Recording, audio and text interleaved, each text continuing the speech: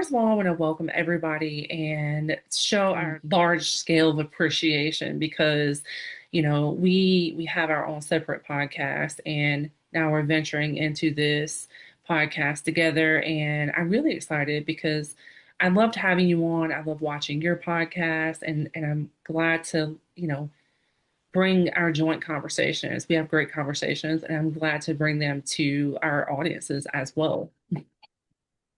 Yeah, I'm excited to join forces, and we're coming together like Voltron or like Power Rangers, as they would say, right? So this is the podcasting Avengers.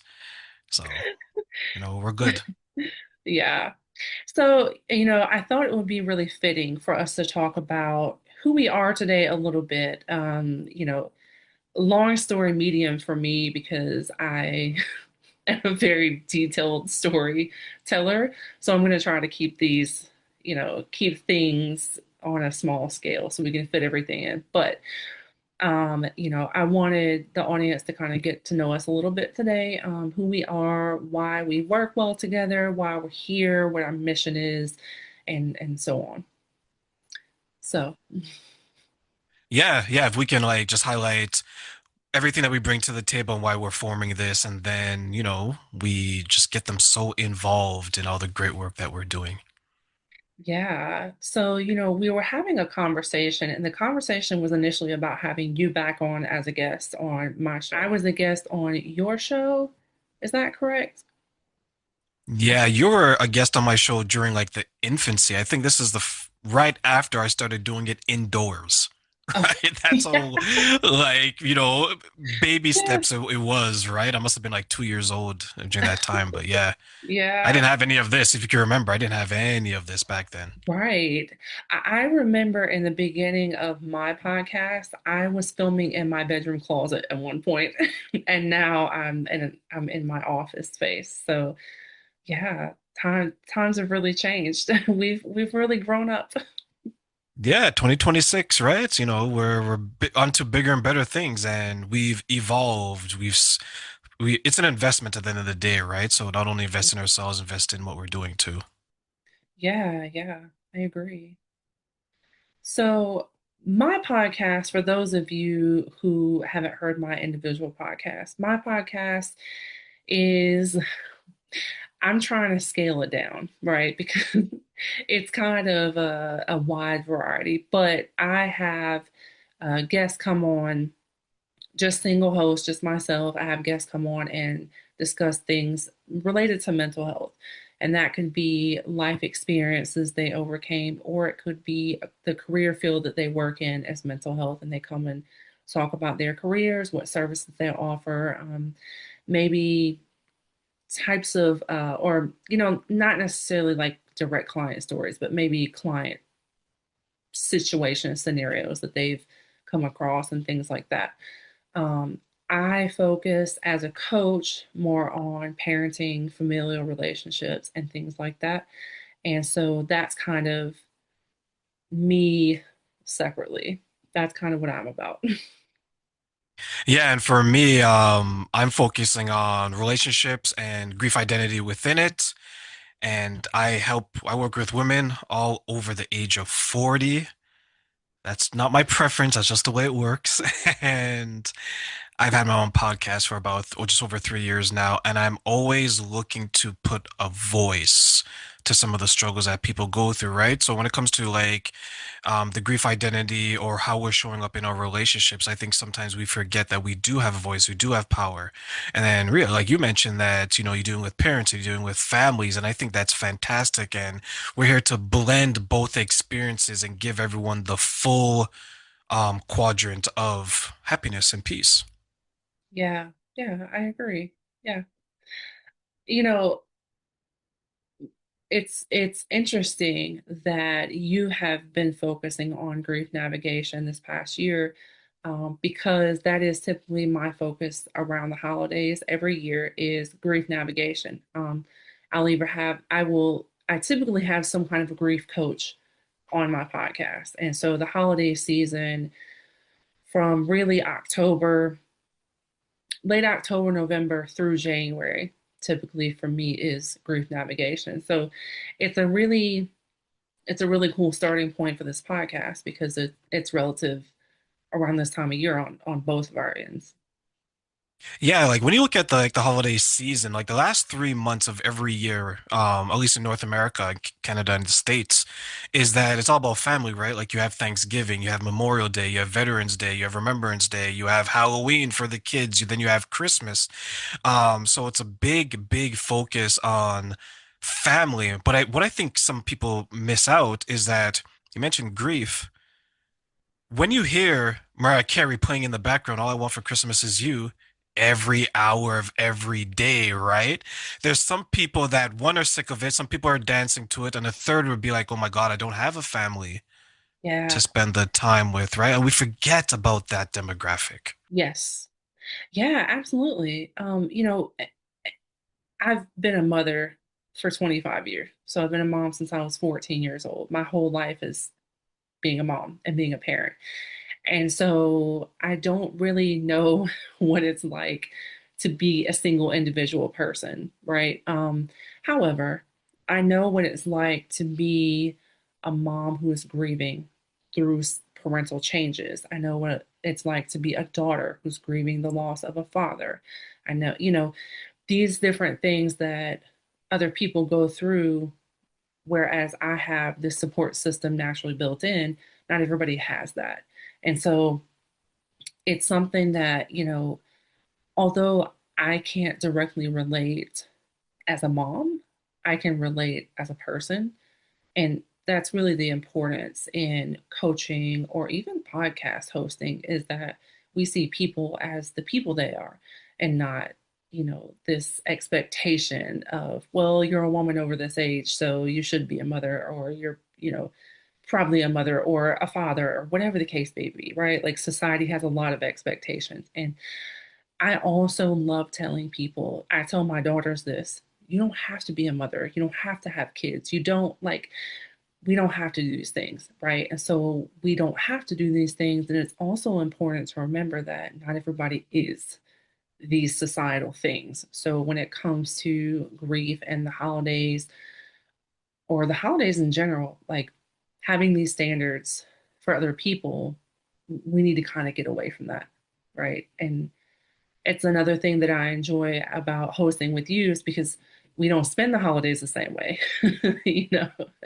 And that's I like that because it gives us something else to talk about, and it also gives me something to learn about another person as well. Yeah, like when you look at like someone, let's say like parents who were, let's say they were parents longer than they weren't parents, right? Yeah, Like you gave the example of 25 years, or let's say if you take someone that's 40, so they've been a parent for 25 years and they've been non-parent for 15, if they've had children at 15. I'm not saying they did, but let's say they did, right. right? And then Christmas comes around and they're thinking, okay, I want to not be a parent this Christmas because maybe my children are older and they're spending it with their friends. Yeah, Now there's like an identity crisis. Like, who am I now without my kids around? And it could be scary because maybe their circle of friends now are no longer single and childless. Maybe they're married and with children.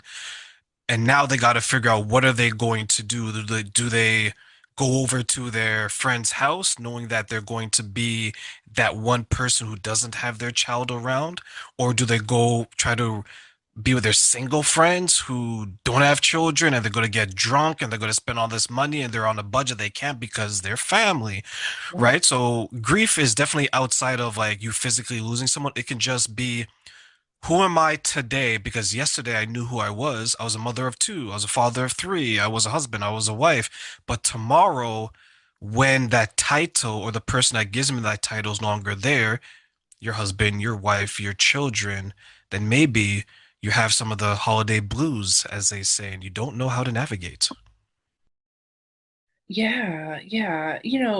I think, and this is just me personally, and I know not everybody does this or can do this for whatever reason, but I think for me personally, it's beneficial to kind of learn to look at other people's perspectives.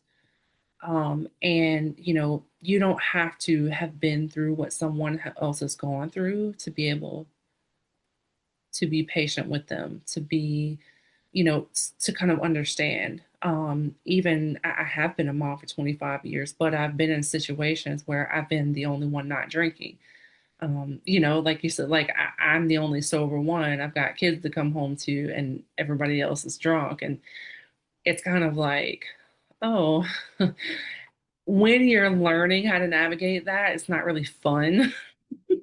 But that's also going from drinking to not drinking. So that's a whole different circumstance. I like to tell people that you don't have to do everything.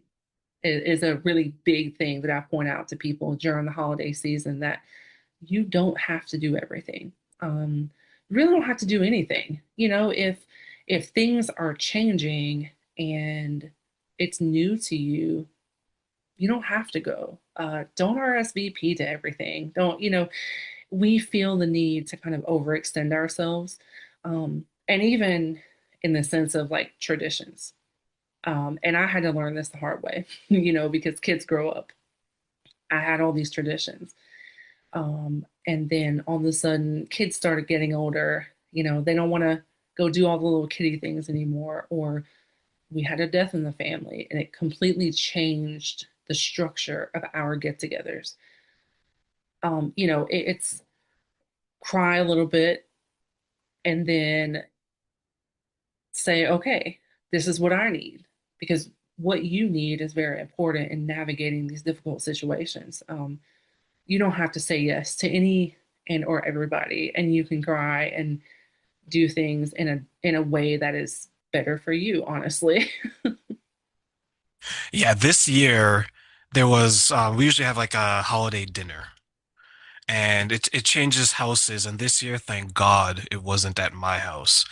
But I told my mom, my dad, I told anyone that would listen, I'm like, I'm not going to the Christmas dinner this year. Like, what are you gonna do? I was like, I'm taking a terrain day.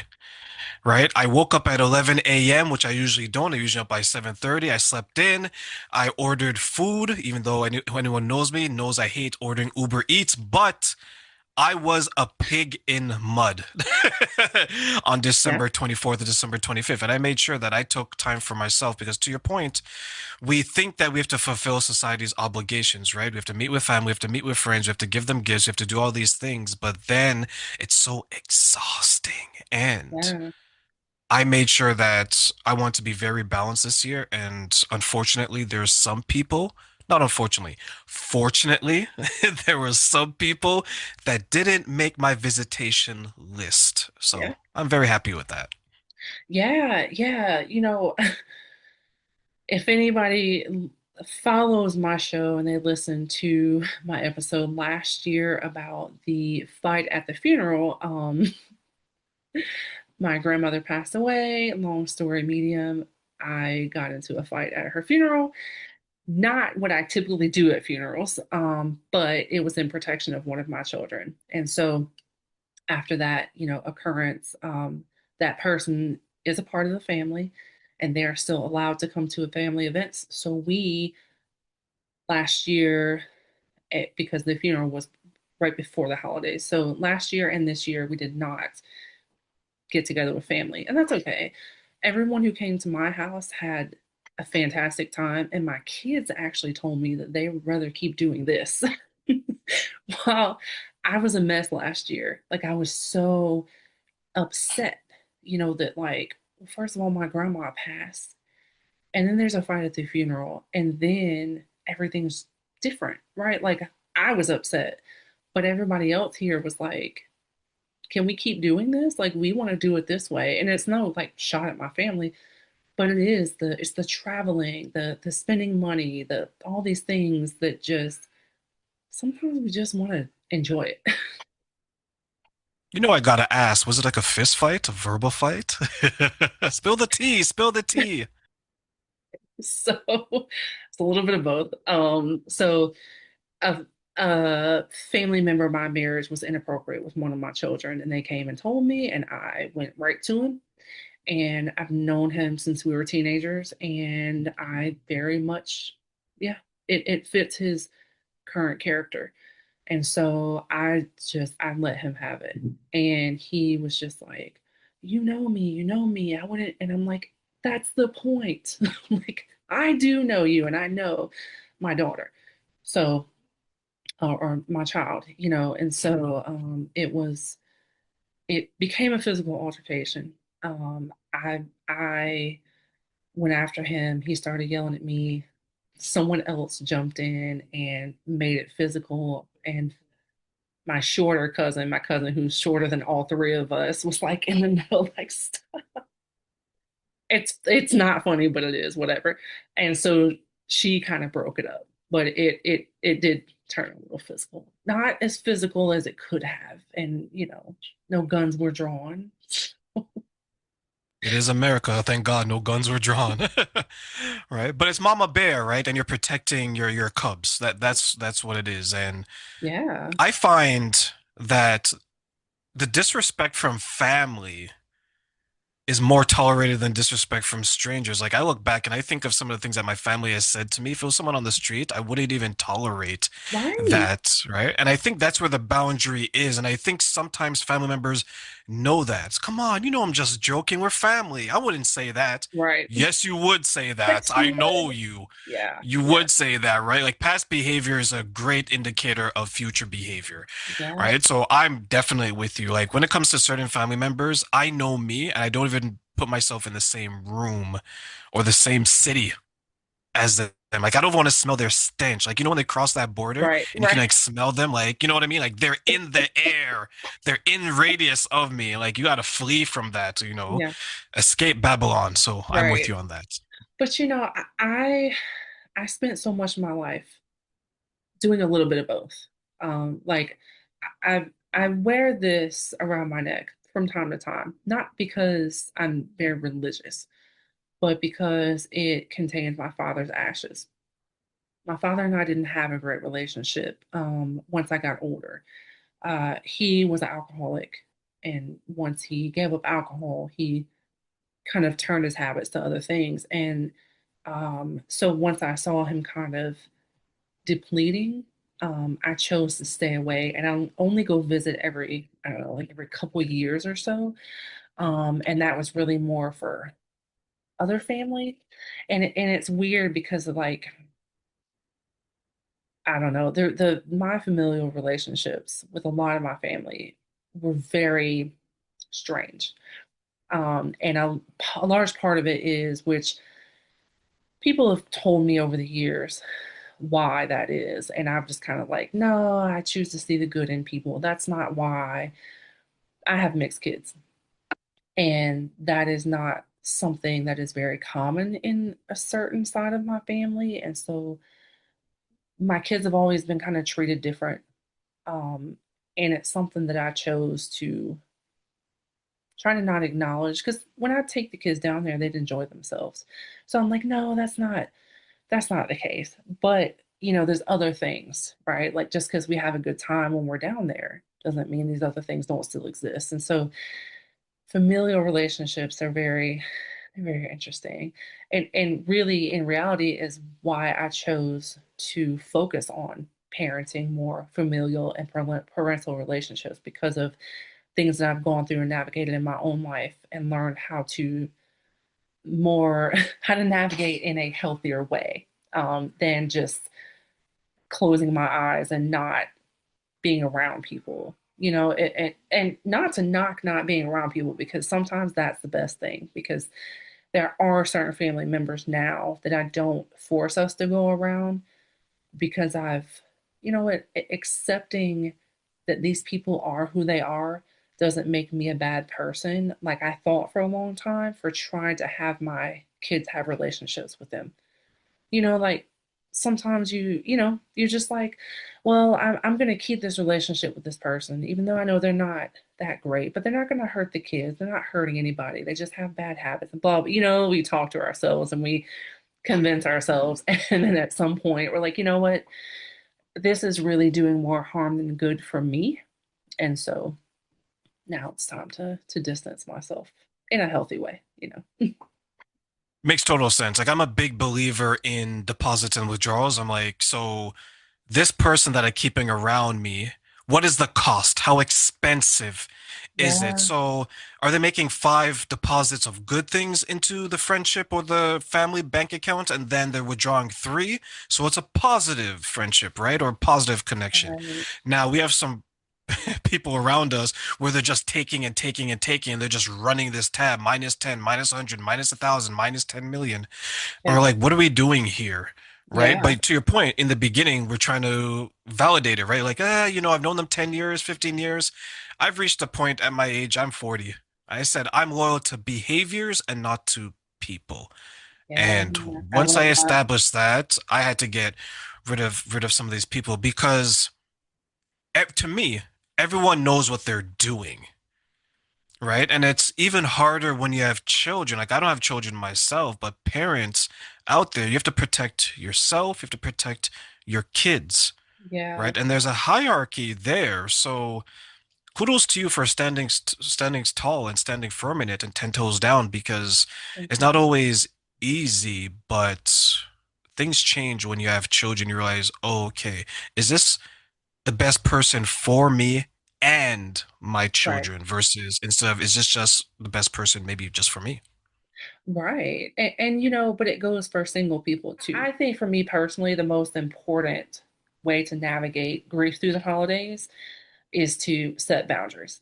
Set boundaries, set your limits on what you can and can't mentally and emotionally handle, and always understand that we don't have to please everybody. We don't have to do all the things. I actually, on my website, I have a holiday schedule planner available. And this one is specifically for parents, but really anyone can use it. But that's what I focus on. So it's a holiday like a schedule sharing planner because and maybe you don't use it this year, but maybe just as a preparation for next year, it is, it for me, I'm a visual person. I have a whiteboard I write things down on. I have my calendar on my phone. Like I have planners and calendars everywhere. Um, and that's not even just for like kid stuff. That's for everyone's schedules, my stuff, everything. And so I think it's helpful, plan stuff out, but don't overload your plate and don't feel bad about it either. And I would say I'll give two recommendations when it comes to holidays and navigating not only yourself, but grief and interacting with family members. The first one is learn to say no. You don't have to do every single thing. Think of yourself first. How does this benefit me? Is this going to make me feel good? And do I need or want to do it? And the second thing is get a buddy, get someone that is at these events that you're going to agree to that's going to do a check-in and you check in with them and maybe when it's time to leave you can give them the heads up and they can say okay, Terraine is ready to leave today, but this is not your buddy to drive you to and fro. This is your emotional support buddy.